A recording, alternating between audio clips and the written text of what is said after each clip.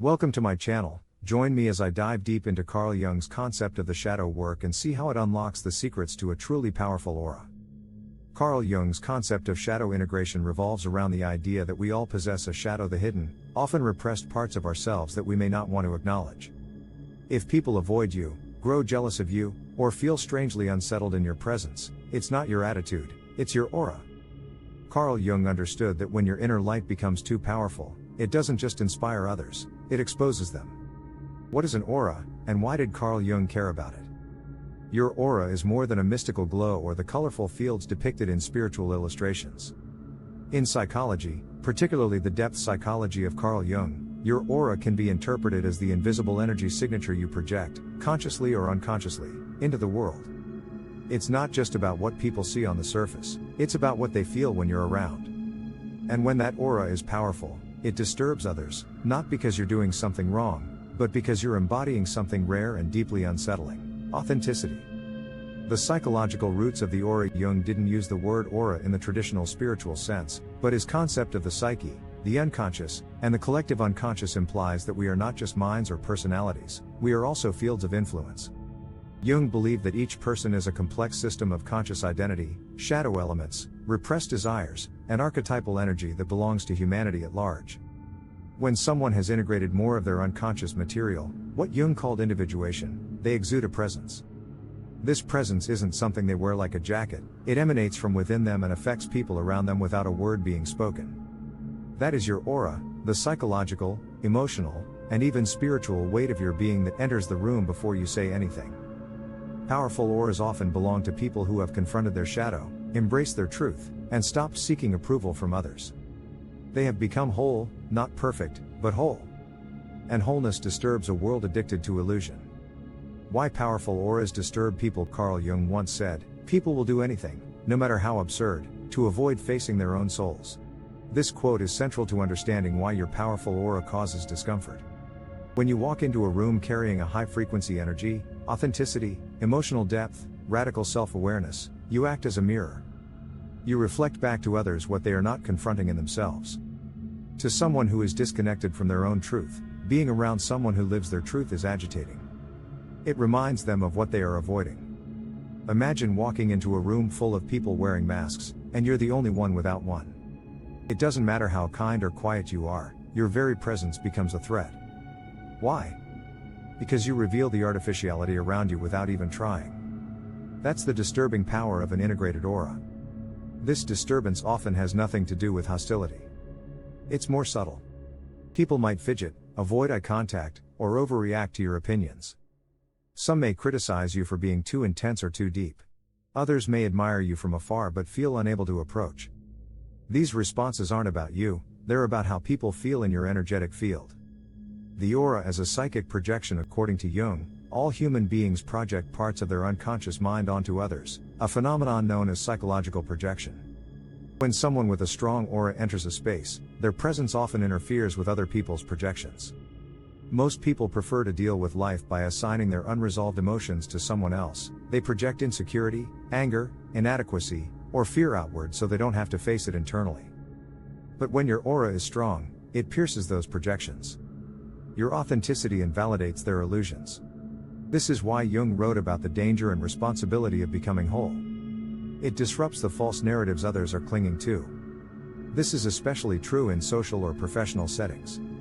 Your energy may quietly challenge the norms or unconscious power dynamics in a group, without saying a word. You might be labeled too much, too spiritual, too intense, or too complicated, when in reality, you're simply aligned. The more integrated your psyche is, the more unified your energy becomes. This creates resonance, or dissonance, in others, depending on how far along they are in their own individuation process. Shadow integration and the birth of a powerful aura. Let's talk about how this energy develops. You don't get a powerful aura by meditating once a week or saying affirmations. It comes through deep shadow work, a process Carl Jung described as bringing the unconscious into consciousness. The shadow includes all the parts of yourself you've been taught to hide: anger, grief, fear, envy, and even power. Society often trains us to suppress these things in the name of being good. But suppression does not lead to peace, it leads to internal fragmentation.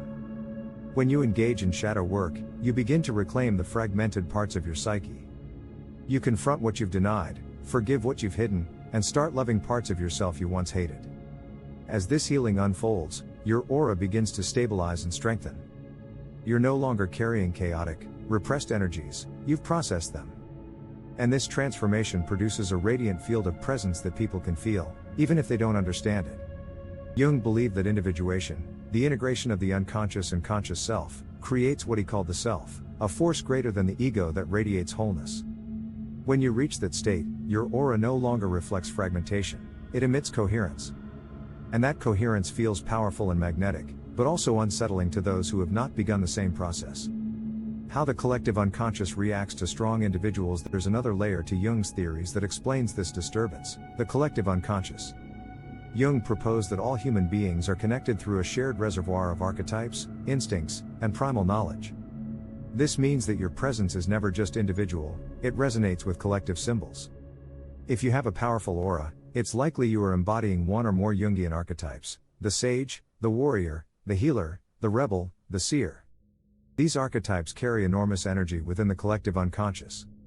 When someone encounters you and you activate one of these archetypes, they are responding not just to you but to generational patterns that your presence awakens in them. For example, if you carry the healer archetype, some people may unconsciously want to confess their pain to you. Others may resist you out of fear of being seen. If you carry the warrior, you may provoke competition or resistance from those who feel powerless. These are not conscious reactions, they are ancient psychological responses that happen beneath the surface. And this is where the disturbance intensifies. Your aura doesn't just disturb individual egos, it unsettles cultural and ancestral conditioning. You may find that people of different backgrounds, personalities, or belief systems respond to you in oddly similar ways. That's because they're not responding to your personality, they're reacting to your energy signature as it touches the deep mind. Authenticity as a disruptive force. The final piece of this puzzle is authenticity. In a world that rewards conformity, authenticity is rebellion. When you live with integrity, when your thoughts, feelings, and actions are in alignment, you become rare. And rarity disturbs people who have built their lives on imitation. Carl Jung emphasized the danger of the persona, the mask we wear to gain social approval. Most people never remove that mask. But when someone with a powerful aura shows up and doesn't play by the same rules, it threatens the whole illusion. This doesn't mean you're trying to disrupt. In fact, most people with powerful auras tend to be quiet, empathetic, and introspective. But their very way of being is revolutionary. It says to others, you don't have to play small. You don't have to pretend. You can be whole. And that is the most disturbing message of all, for those who are not ready to receive it.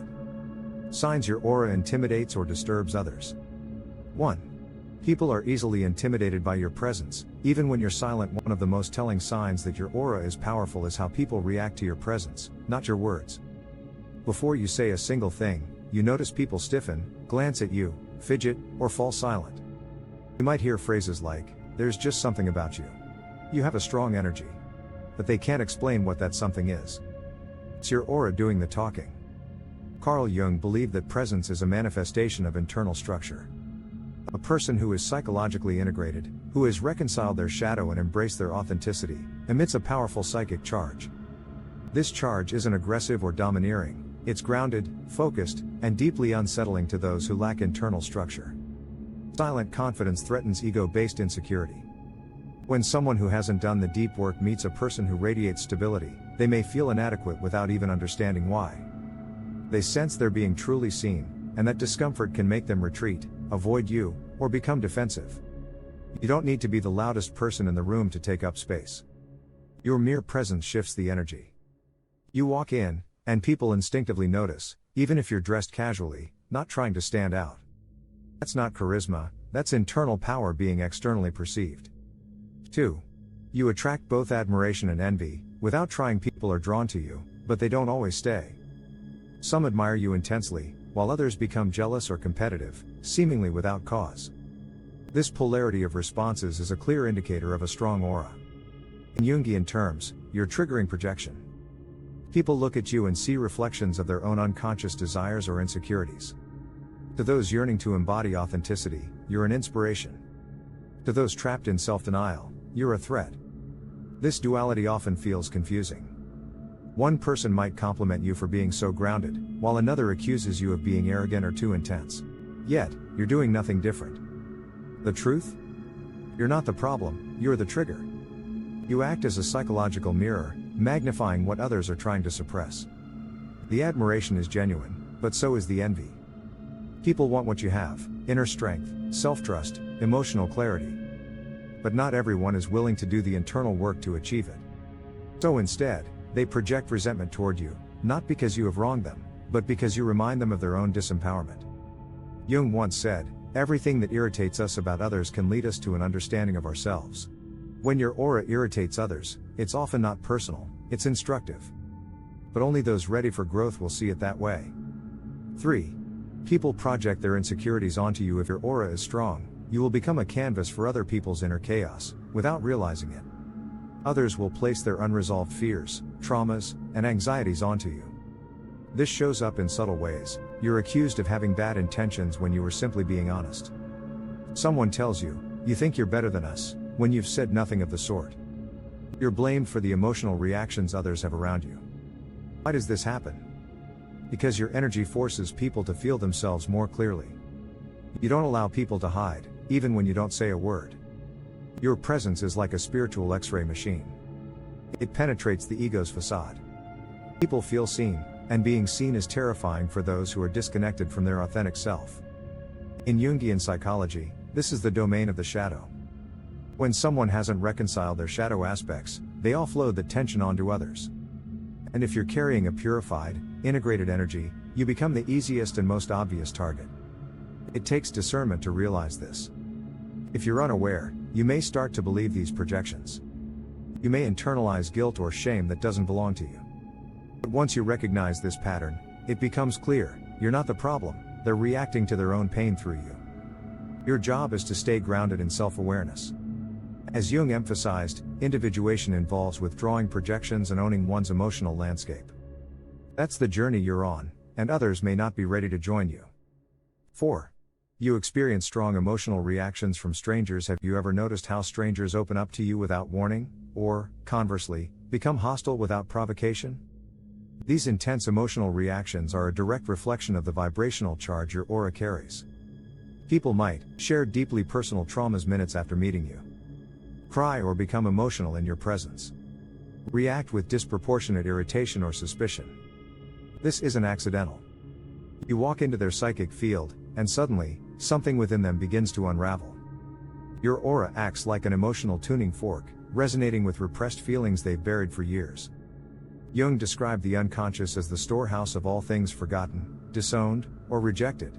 When a powerful aura meets a heavily defended psyche, it stirs the pot, and the result is often chaos.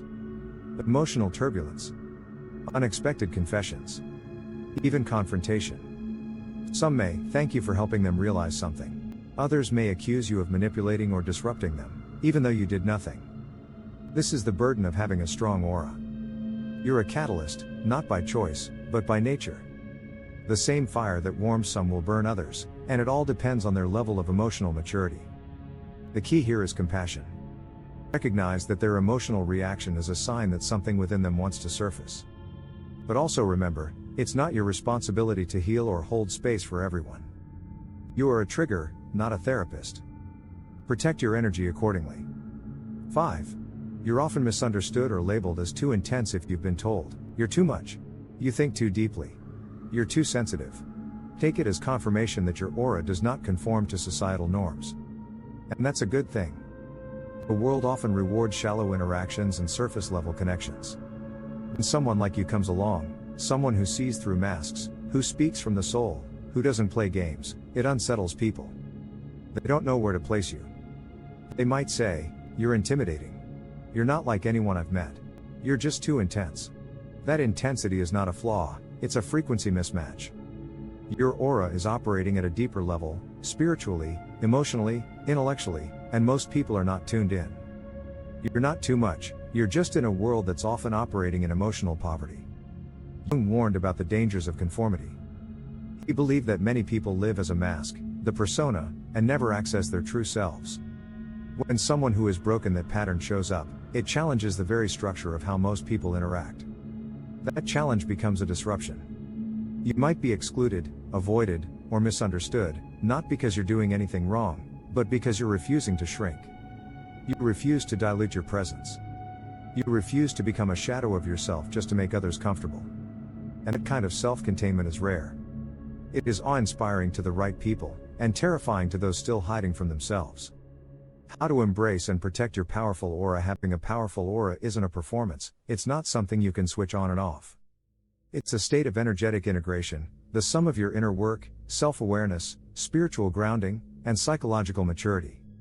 And while it can be magnetic, healing, and transformational to others, it also requires intentional stewardship. 1. Recognize it's a responsibility, not a prize. A powerful aura is not a trophy, it's a responsibility. Jung emphasized that wholeness isn't about superiority, it's about authenticity. Once you begin integrating your shadow, living in alignment, and becoming self-aware, your energy starts shifting automatically. This draws people toward you, opens hearts, and invites vulnerability. But if you're not mindful, that same energy can be misused, by others, or even by yourself. This is where spiritual humility is crucial. Your aura is a mirror for others, it shows them who they are, not because you're better, but because you're clearer. You've cleared your energetic field of noise, lies, and dependency. And that kind of clarity is a tool for awakening, not a badge of honor. If you start using your aura to gain admiration, attention, or power over others, it becomes polluted. You shift from being a channel of truth to becoming another mask. That's when the aura weakens and invites karmic imbalance. So your job is to treat your aura like a sacred force, not an egoic weapon. It exists not just for you, but through you. Let it be in service to something greater: healing, insight, transformation, peace. 2. Establish energetic boundaries without closing your heart. A powerful aura often means you become a magnet for pain, people's traumas, wounds, shadows, and projections. If you're not careful, you start absorbing energy that doesn't belong to you. Over time, this can lead to burnout, confusion about your own emotions, chronic fatigue. Often, emotional entanglements lead to compassion fatigue. Here's the paradox: you're not meant to close your heart, but you must protect your field. Jung often spoke about the necessity of psychic boundaries. Integration doesn't mean openness to everything, it means discernment. Who and what deserves access to your energy? Ways to protect your aura without shutting down: ground before entering a space. Before walking into any new environment, especially one you sense is energetically chaotic, take a few seconds to ground yourself. Use your breath. Feel your feet on the floor. Visualize a protective light around you. Be a filter, don't absorb. You're not a sponge. You don't have to take in everything. Learn to observe energy without internalizing it. Let it pass through your awareness like a cloud, seen, acknowledged, and then released. Set clear emotional boundaries. Just because someone wants your time, your listening ear, or your validation doesn't mean they're entitled to it. You are not a public therapist. Your compassion must be rooted in clarity, not guilt. Disengage without guilt. If someone repeatedly leaves you feeling drained, anxious, or compromised, it's okay to walk away, even if they're family, even if they're not that bad. Spiritual self-respect includes knowing when to exit low-frequency fields. 3. Learn to say no without explanation. People with powerful auras often struggle with guilt. Why? Because their presence naturally helps others, and when they begin to withhold that presence to protect themselves, they feel like they're being selfish. But Jung made it clear: individuation is not people-pleasing. It's the commitment to be whole rather than liked. You are allowed to say no without an excuse. Cancel plans without guilt. Refuse to give emotional energy to manipulative people. Turn down requests that drain you. Prioritize solitude without explanation. Your aura is precious. It cannot be given indiscriminately, or it will lose its purity. Each time you say no to something that violates your peace, your aura grows stronger, not because you're isolating yourself, but because you're refining your energy field to resonate with purpose, not people-pleasing. 4. Embrace your role as a catalyst, not a savior. People will be drawn to you. They'll pour out their stories. They'll cry in your presence. Some will project their pain onto you. Others will seek you as a lifeline. But here's what you must remember: you are not their solution. You are not their guru. You are not their savior. You are a catalyst, a mirror, a vibrational shift. Carl Jung wrote that each individual must take the journey into the unconscious alone. You can offer reflection, insight, support, but you cannot do the work for them. To carry a powerful aura is to accept that others will be moved by your presence, but that doesn't mean you're meant to carry their healing. Empower them, but don't enable them. Guide them, but don't rescue them. You can sit beside someone in the dark without extinguishing your light. 5. Stay rooted in daily practices that recenter your energy. A powerful aura must be maintained. It is not self-sustaining. The more energy you emit, the more self-renewal you need. Here are essential practices that Jung would encourage. Daily solitude. You need time to detach from collective energy. This isn't loneliness, it's psychic hygiene. Whether it's meditation, journaling, prayer, or simply walking alone, solitude recenters you in your original vibration. Shadow work maintenance.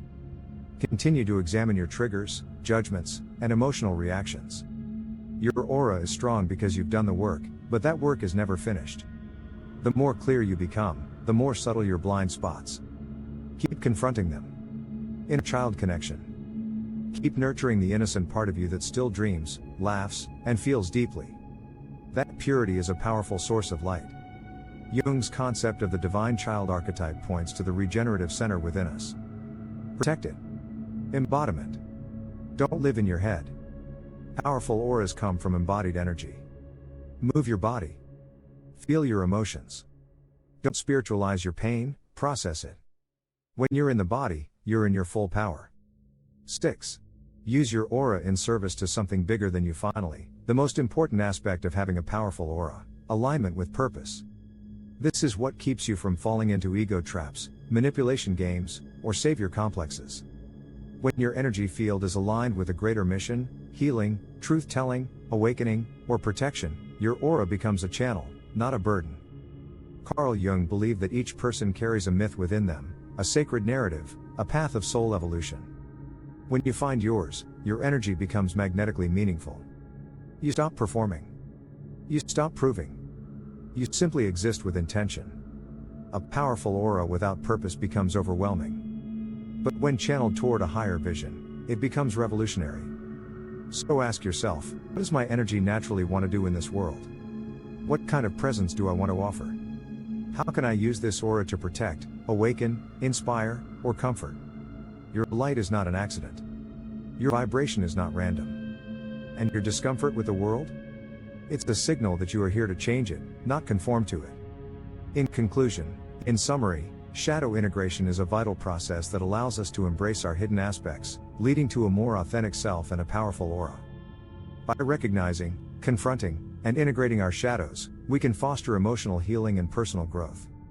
Key takeaways include the importance of self-acceptance, the benefits of daily practices like meditation and journaling, and the value of seeking support from others.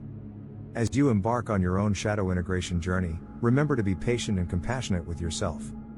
If you found this discussion valuable, please subscribe to our channel, like this video, and share it with others who may benefit from this content. Your engagement helps us create more insightful videos, guiding you on your path to self-discovery and empowerment. Thank you for watching.